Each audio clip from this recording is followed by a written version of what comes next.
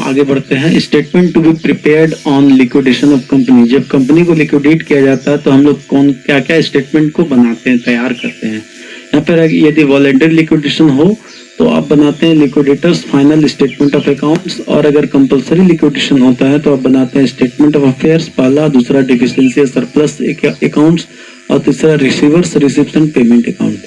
तो अभी हम लोग सबसे पहले वॉलंटरी लिक्विडेशन का liquidators final statement of account का स्पेसिमेन देखेंगे। देखिए स्पेसिमेन मैंने यहाँ पे बनाया, दो पार्ट में है ये स्पेसिमेन। एक है रिसिप्ट का पार्ट यानी पैसा कहाँ कहाँ से आ रहा है, और दूसरा है पेमेंट के पास कैसे कैसे पेमेंट हो रहा है। चूंकि कानूनी प्रक्रिया है यहाँ, इसीलिए यहाँ पे आपको ध्यान देना है जी। इसी स्टेप में आपको रिसीव करना और इसी स्टेप में आपको पेमेंट करना। किसी पेमेंट करने में खास ध्यान देना, कोई भी स्टेप को आपको छोड़ना नहीं है। अगर आपको अमाउंट नहीं दिया हुआ क्वेश्चन में या डेटा नहीं है तो उसको नील करेंगे, लेकिन इसको लिखना जरूरी है। इसलिए हम लोग पहले रिसिप्ट साइड में देखते हैं, क्लियर करते हैं। कंपनी के पास जो कैश है बैंक में उसको सबसे पहले यहाँ पे हम लोग लिखेंगे, और कैश इन हैंड, अगर हाथ में कैश है यानी ऑफिस में जो कैश पड़ा हुआ, वो दोनों को अलग अलग लिखेंगे यहाँ पे। उसके बाद सेकंड स्टेप है एसेट्स रियलाइज। एसेट्स को बेचा जाएगा। एसेट्स को कौन बेचेगा, तो लिक्विडेटर बेचेगा। लेकिन आपको यहाँ ध्यान देना, एसेट्स दो प्रकार का होता है। एक ऐसा एसेट्स जो बंधक नहीं रखा गया है, नॉट प्लेस्ड, और एक ऐसा एसेट जिस पर बंधक रखा गया है। बंधक मतलब मैंने कर्ज लिया, कर्ज के बदले में उस एसेट्स को भी दिया, तो उसको हम लोग बोलते हैं प्लेस्ड, एसेट्स प्लेस्ड। तो यहाँ सबसे पहले जो बंधक नहीं रखा गया उस एसेट्स को बेचा जाएगा, और एसेट्स को कौन बेचेगा, एसेट्स सोल्ड बाय लिक्विडेटर, इसको लिक्विडेटर बेचेगा।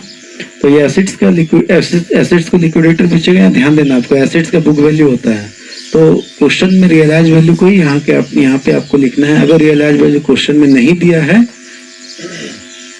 तो बुक वैल्यू ही रियलाइज वैल्यू होगा, पहला स्टेप। दूसरा है एसेट्स प्लेस्ड। अगर एसेट्स प्लेस्ड है यानी एसेट अगर बंधक रखा गया है तो उसमें आपको surplus from fully secured creditors को ही लिखना है। दूसरा है यहाँ पे sale of security by liquidators के द्वारा सेल किया गया है क्या सिक्योरिटी। सिक्योरिटी मतलब जो बंधक में मैंने रखा था उस एसेट्स को कौन बेच रहा है। उसके बाद हेल्ड बाय सिक्योर्ड क्रेडिटर्स। तीसरा पॉइंट देखिए यहाँ पे, ये first step, second step, third step है। सेकंड स्टेप में एसेट्स रियलाइज में दो है, एसेट्स नॉट प्लेस्ड और एसेट्स प्लेस्ड। यानी एसेट्स जो बंधक नहीं रखा गया उसे लिक्विडेटर के द्वारा बेचा जा रहा है, एसेट्स बंधक रखा गया है उसे या तो क्रेडिटर्स के द्वारा बेचा जाएगा या तो लिक्विडेटर्स के द्वारा ही बेचा जाएगा। ठीक है।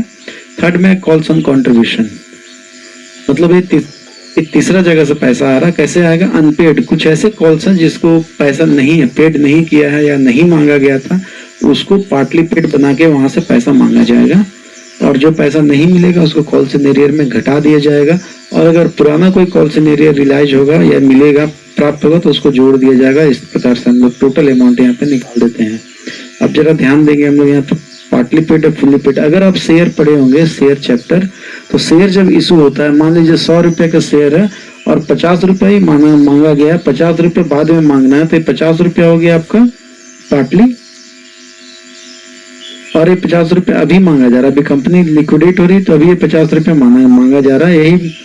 यही पार्टली शेयर जो इसको अनपेड जैसे बोलते हैं, ये पेड नहीं हुआ था, ये मांग के लायबिलिटी का पेमेंट किया जाएगा।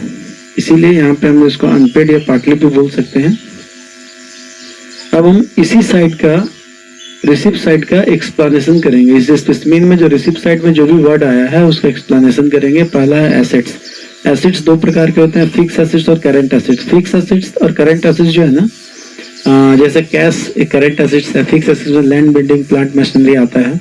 लेकिन यहाँ पे जो डिवीजन किया गया है वो मोर्गेज के आधार पर है। तो एसेट्स मोर्गेज और एसेट्स नॉट मोर्गेज, जो बंधक रखा गया है उसे बोलेंगे एसेट्स मोर्गेज, जो है बंधक नहीं रखा गया उसको बोलेंगे एसेट्स नॉट मोर्गेज। मोर्गेज के लिए यहाँ पे वर्ड यूज हुआ प्लेस्ड। दोनों एक ही वर्ड है, दोनों का मीनिंग एक ही है, लेकिन आप जरा ध्यान देंगे। फिर लाइबिलिटीज में देखिए, यहाँ लाइबिलिटीज के बारे में बात किया जाए, क्रेडिटर्स के बारे में बात किया जा रहा है। दो प्रकार के लाइबिलिटीज होते हैं, internal liability, external liability. Internal liability share holders होते हैं, और एक्सटर्नल लायबिलिटी डिवेंचर और क्रेडिटर्स हैं। तो आप यहाँ देखेंगे क्रेडिटर्स के बारे में मैंने डिस्क्रिप्शन लिखा है।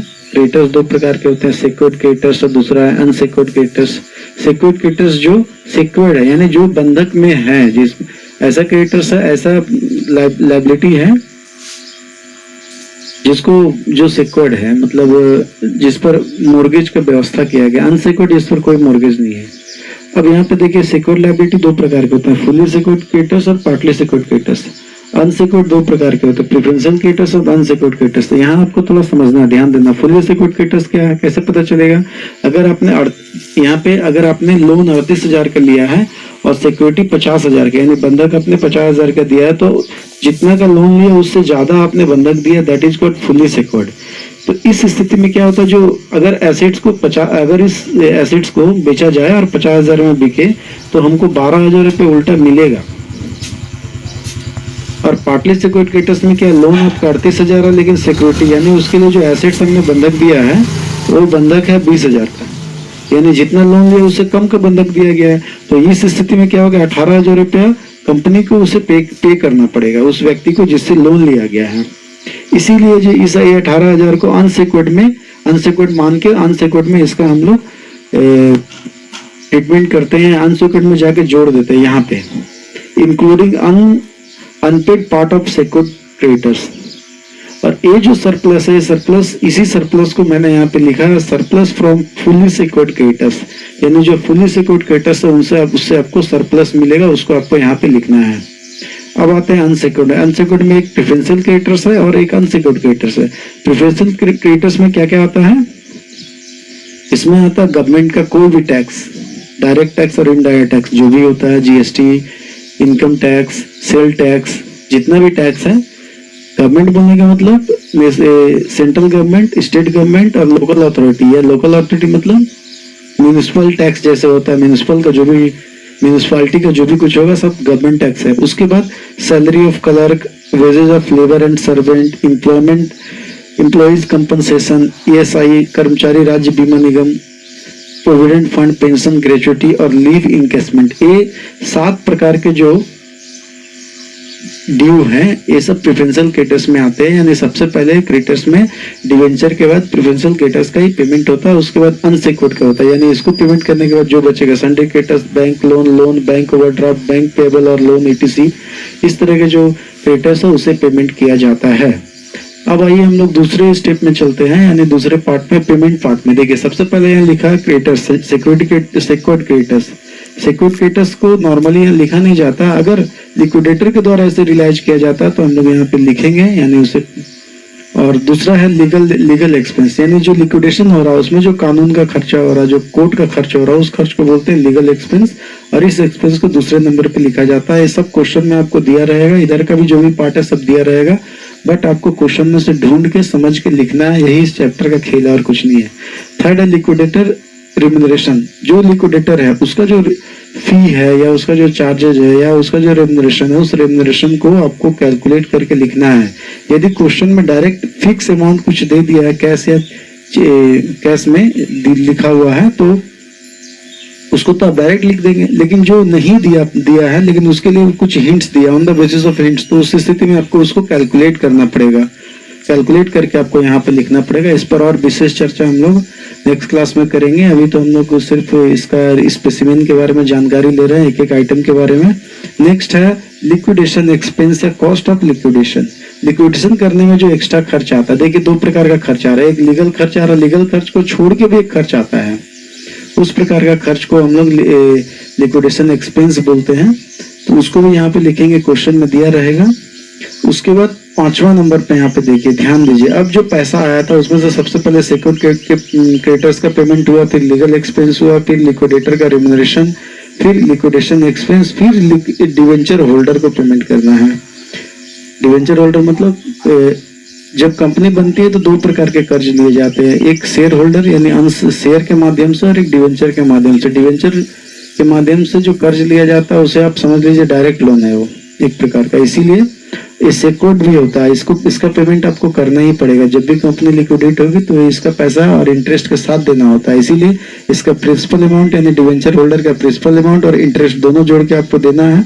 अगर इस पर फ्लोटिंग है, फ्लोटिंग मीन्स डिवेंचर तो लिया गया है, डिवेंचर तो से कंपनी बेची है और उसके बदले पैसे आए हैं, लेकिन कुछ एसेट्स भी उसके ऊपर चार्ज में है, फ्लोटिंग चार्ज जिसे कहते हैं। तो इस स्थिति में फ्लोटिंग चार्ज में क्या होता है ना कि जब कंपनी लिक्विडेट हुई, जब से स्टार्ट हुआ काम और जब कंप्लीट हुआ, उस बीच के बीच में, उस दोनों पीरियड के बीच में जो भी इंटरेस्ट ड्यू है वो आपको इसके साथ जोड़ के देना होगा। That is called floating charges. Next देखिए क्या, प्रिफरेंशियल क्रेडिटर्स। प्रिफरेंशियल क्रेडिटर्स के बारे में मैंने आपको यहाँ जानकारी दिया। किसी प्रकार का टैक्स अगर जो भी एक से लेकर 7 तक जो भी है सब अगर रहेगा तो आपको यहाँ पे पेमेंट पहले करना है। उसके बाद जो अमाउंट बचेगा उससे अनसिक्योर्ड क्रेडिटर्स का पेमेंट करना है। उसके बाद जो अमाउंट बचेगा वो सबसे पहले refund of calls in advance, जो एडवांस पैसा दिया उसको रिटर्न किया जाएगा। उसके बाद प्रेफरेंशियल क्रेडिटर्स को दिया जाएगा। उसके बाद इक्विटी शेयर होल्डर को दिया जाएगा। अगर इसके बाद भी पैसा बच जाता तो फिर से इक्विटी शेयर होल्डर में बटेगा एज आर्टिकल्स ऑफ एसोसिएशन, यानी कंपनी अंतर नियम के आधार पर इसको बांटा जाएगा। इस प्रकार अब जब सवाल बनाओगे तो इधर का टोटल जो भी अमाउंट आएगा इसके दोनों के बराबर हो जाएगा, क्योंकि जितना पैसा है सारा का सारा बढ़ गया, कुछ भी बचा नहीं, कंपनी खत्म हो रही है, बिजनेस खत्म हो रही है। अब आप जरा इसको सिलसिलेवार ढंग से दोबारा रिवाइज कीजिए, मैं आपको रिविजन कराता हूँ। सबसे पहले cash at bank, cash in hand, इसको आप लिखेंगे रिसिप्ट में। फिर एसेट्स रियलाइज, 2 प्रकार के एसेट्स रियलाइज आएंगे, एसेट्स नॉट प्लेज्ड और एसेट्स प्लेज्ड। उसके बाद surplus from fully secured creditors, इसी के अंतर्गत आएगा, एसेट्स प्लेज के अंतर्गत, इसीलिए आप इसको या ये कर सकते हो। उसके बाद कॉल्स ऑन कंट्रीब्यूशन, ये 3 चीज आपको याद रखनी है। 1 2 3 1 2 3, क्योंकि तो इसी के अंतर्गत आ गया। 3 चीज आपको याद रखना है। पेमेंट कैसे करेंगे, पेमेंट आपको इसी वे में करना है। पेमेंट में कोई अगर आगे पीछे कर देते तो मार्क्स कट जाएगा, तो इसीलिए यहाँ पेमेंट कैसे करेंगे, पहले सिक्योर्ड क्रेडिटर्स का पेमेंट होगा। अगर लिक्विडेटर उसको रियलाइज किया था, लिक्विडेटर उसको बेचा है, उस सिक्योरिटी को बेचा है, तो नहीं आया तो नहीं करेंगे। दूसरा है लीगल एक्सपेंस, लेकिन इसको लिख देंगे, लीगल एक्सपेंस हो गया, फिर लिक्विडेटर रिम्यूनरेशन हो गया, फिर लिक्विडेशन एक्सपेंस है, फिर debenture holders, preferential creditors, unsecured creditors and return to contributors. अब आप इसको और कैसे याद रखेंगे, आप देखिए इसको आप सिर्फ क्रेडिटर्स के हिसाब से याद रख सकते, दोनों को हम लोग क्रेडिटर्स में शामिल करेंगे। ये देखिए यहाँ डिवेंचर हो गया, ये एक्सपेंस है, ये रिम्यूनरेशन है और ये लीगल एक्सपेंस है। आप लोग को याद हो चुका होगा मेरे ख्याल से। अभी हम लोग नेक्स्ट क्लास में अभी हम लोग इसको पढ़ेंगे। कैसे पढ़ेंगे, नेक्स्ट क्लास में हम लोग को बच क्या गया है एक्सप्लेनेशन में, देखिए इसका एक्सप्लेनेशन कर दिया गया, सब हो गया। नेक्स्ट क्लास में आपका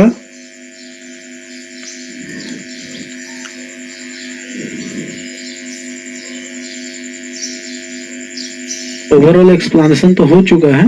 नेक्स्ट क्लास में हम लोग कुछ क्वेश्चन पर बातचीत करेंगे और क्वेश्चन के हिसाब से हम लोग इसको बनाने का प्रयास करेंगे, जिसमें आपका प्रैक्टिस भी हो जाएगा, रिवीजन भी हो जाएगा। लेकिन आप इसका नोट्स जरूर बनाएं। विदाउट नोट्स आप इस एग्जाम के समय में आपको प्रॉब्लम हो सकता है, क्योंकि आपके पास कोई हार्ड कॉपी नहीं होगा तो आप एग्जाम में प्रिपरेशन नहीं कर पाएंगे। इसीलिए तो दोस्तों ये था आपका liquidation, concept of liquidation of company या लिक्विडेशन ऑफ कंपनी यही है। इसको और जरा डिटेल में पढ़ने के लिए और अच्छा जानना चाहते हैं तो आप अपने बुक से थ्योरी पढ़ सकते हैं, ई बुक पढ़ सकते हैं। और मेरी शुभकामनाएं आपके साथ हैं।